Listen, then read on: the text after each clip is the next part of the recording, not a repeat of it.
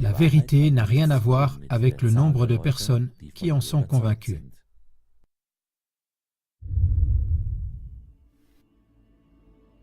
Si vous avez plus de 40 ans, vous vous souvenez probablement du 28 janvier 1986. C'était le jour d'une grande catastrophe de la NASA, devant la côte de Cap Canaveral en Floride.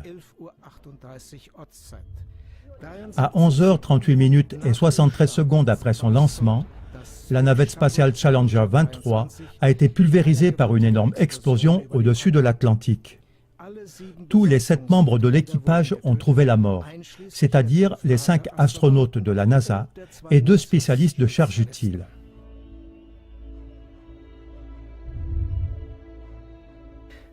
Des millions d'Américains, 17% de la population totale, ont regardé le lancement en direct à la télévision à cause de la spécialiste de charge utile, Christ McAuliffe, la première institutrice dans l'espace.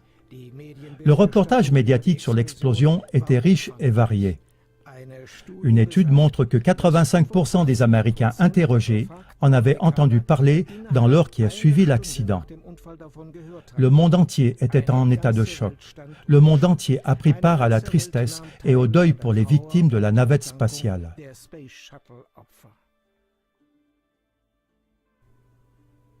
La raison de l'explosion, un mauvais fonctionnement d'un joint torique dans le booster à matière solide droit de la fusée. La navette n'avait pas de système de siège éjectable et l'impact de la cabine sur la mer a été trop violent pour que les astronautes puissent survivre. La catastrophe a été suivie d'une pause de 32 mois dans le programme des navettes spatiales de la NASA. Et cela a conduit à la création de la commission Rogers, qui est une équipe nommée par le président Ronald Reagan pour analyser l'accident.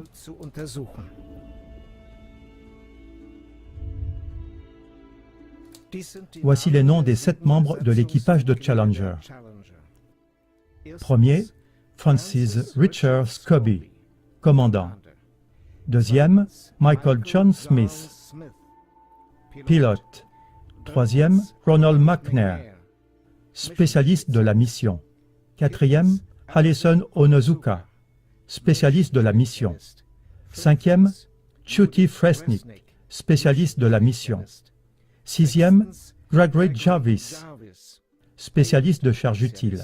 Septième, Christ McAuliffe, spécialiste de charge utile.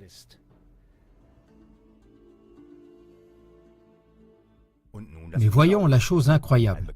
Un proverbe connu dit « Ce qui ressemble à un canard, fait le bruit d'un canard et se comporte comme un canard, doit probablement être un canard. » Le souffle du monde s'arrête en cette affaire pour la deuxième fois. À la différence que ce dernier choc dépasse celui qu'on a eu il y a 30 ans. On dit qu'au moins 6 des 7 membres de l'équipage de Challenger seraient encore en vie. 4 d'entre eux vivent même sous le même nom. Et voici les arguments à vérifier. Francis Richard Scobie, commandant de la navette spatiale.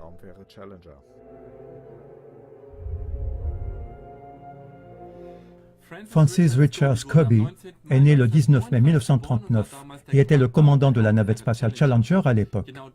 Exactement 30 ans après la chute de Challenger, on l'a découvert comme PDG de Cows in Trees. Cows in Trees était et est encore de nos jours une entreprise de publicité à Chicago.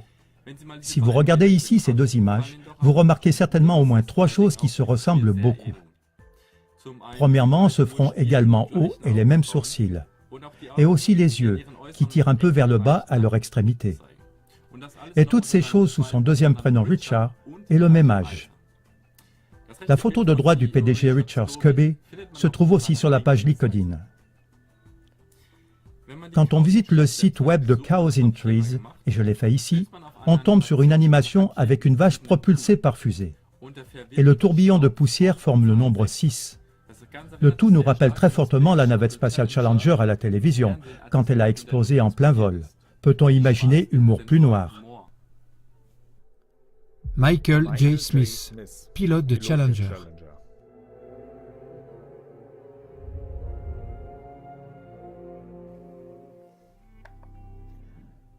Le pilote de Challenger, Michael John Smith, est né le 30 avril 1945.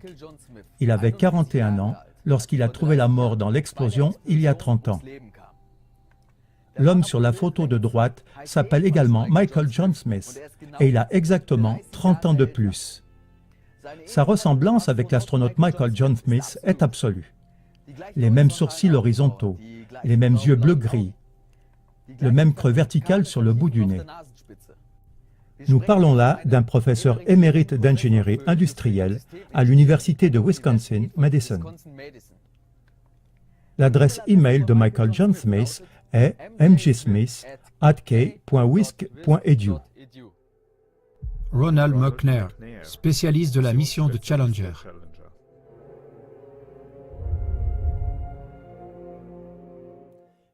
Ronald McNair, docteur en physique, né le 21 octobre 1950, était le deuxième astronaute afro-américain. Carl McNair, âgé de 66 ans, sur l'image à droite, ressemble exactement à ce que Ronald pourrait être à présent. Ce fait a sauté un jour aux yeux de certains citoyens américains. Lorsqu'on lui a parlé de sa ressemblance impressionnante avec Ronald McNair, on dit qu'il a répondu spontanément qu'il serait le frère jumeau de l'astronaute disparu. Mais parce que la ressemblance était flagrante à tous égards, certains Américains ont commencé à douter de cette affirmation. Mais pour ne pas publier des affirmations en l'air, ils ont commencé à faire des recherches. Jusqu'à présent, il n'était pas connu que ce Ronald McNair décédé avait un frère jumeau.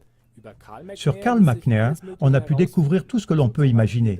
Ainsi, par exemple, qu'il est écrivain, conseiller de formation et orateur passionnant, qu'il est le fondateur et le président émérite de la fondation Ronald McNair qu'il a créée en l'honneur de son frère disparu.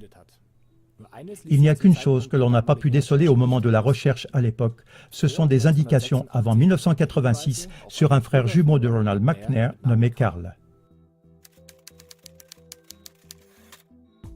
J'ai recherché sur Ancestry.com un dénommé Carl McNair qui prétend être le frère de l'astronaute McNair. Le site de Carl S. McNair, Linker Seite, dit que son anniversaire serait le 16 décembre. Le site Wikipédia pour Ronald McNair dit que ses parents sont Carl C. et Pearl M. McNair. Alors j'ai cherché dans Ancestry.com tous les enregistrements de naissance et de baptême d'un dénommé Carl McNair qui serait né le 16 décembre et dont le père s'appellerait Carl McNair et la mère Pearl McNair. Le résultat de la recherche. Il y a seulement un enregistrement dans les actes de naissance du Texas entre 1903 et 1932. C'est celui de Herschel John McNair, né le 12 octobre 1912 à Rosewood, Upshur, dont le père s'appelle William McNair et la mère Pearl McNair. Cela revient à dire qu'il n'existe aucun Carl McNair, frère de Ronald McNair selon Ancestry.com. Voici la capture d'écran que j'ai faite d'Ancestry.com avec l'heure et la date dans le coin en bas à droite.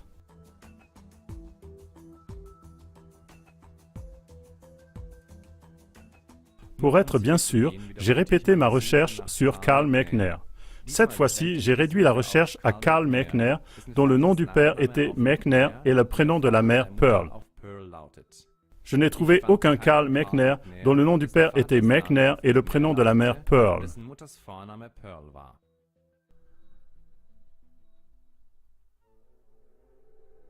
Ellison Onizuka, spécialiste de la mission de Challenger.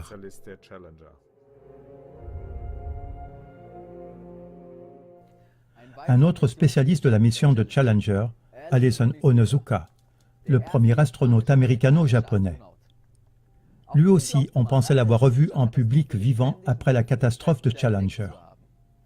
Quand on lui a demandé comment il pouvait être vivant, on dit qu'il se serait défendu en répondant être Claude, le frère jumeau de l'astronaute Ellison Onizuka, mort dans l'accident. Son affirmation n'était pas crédible non plus, de sorte que des citoyens ont commencé une recherche sur un frère jumeau de l'astronaute. L'astronaute Ellison Onizuka était né le 24 juin 1946 à Hawaï. Aucun registre de naissance ne parlait d'un frère jumeau Claude au moment de cette recherche-là. Alors, on dit qu'il a prétendu être le frère cadet d'Ellison Onizuka. Si Ellison était encore vivant, il ressemblerait exactement à son frère cadet sur cette photo. Les mêmes sourcils, les mêmes yeux, les mêmes pas de doigts, le même nez, voire même la même raie dans ses cheveux. Claude Onozuka est un membre du directoire du département pour le contrôle de l'alcoolémie dans le County of Hawaii à Hilo, Hawaï.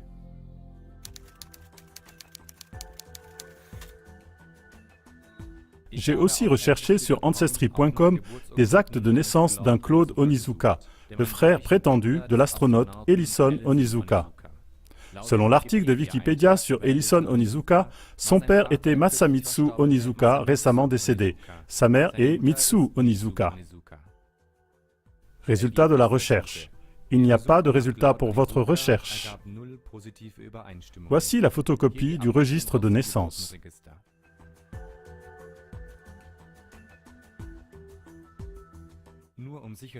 Par acquis de conscience, j'ai répété ma recherche sur Claude Onizuka, cette fois-ci sans indiquer les noms des parents. Il y avait 36 résultats, aucun d'entre eux n'était notre Claude Onizuka. Cela revient à dire que selon Ancestry.com, personne dont le nom serait Claude Onizuka n'est jamais né aux États-Unis. Judith Resnick, spécialiste de la mission Challenger.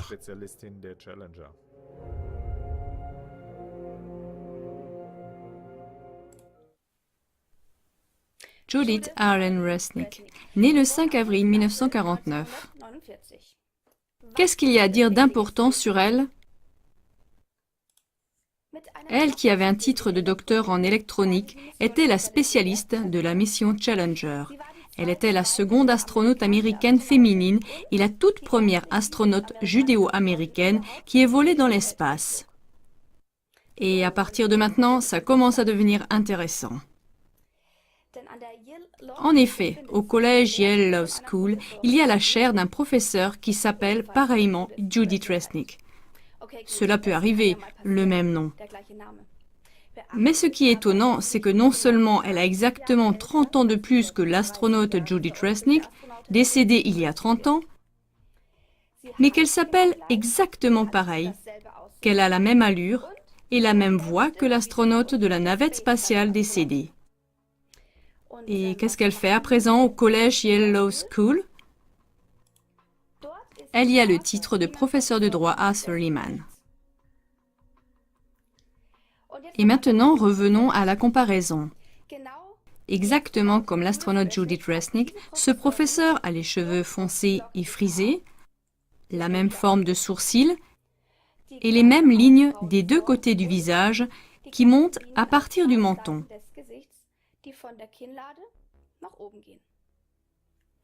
Qu'est-ce que vous voyez en plus? Les deux personnes ont exactement la même bouche et le même regard et les mêmes gestes. Ou bien voici encore une autre photo à titre de comparaison.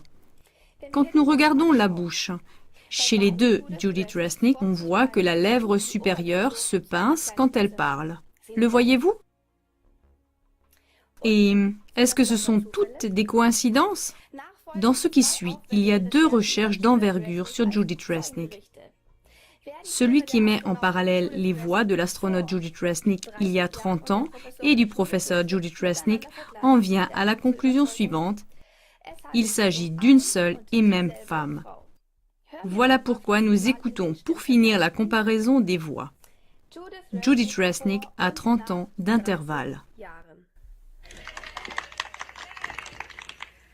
Well, I too am glad to be here one more time, and I am hoping that the affliction that Steve Hawley had from the 41D mission specialist of the delays hasn't rubbed off on me. And there were fewer than 40 federal judges around the United States, and they didn't need a building of their own. They were tucked into facilities like this.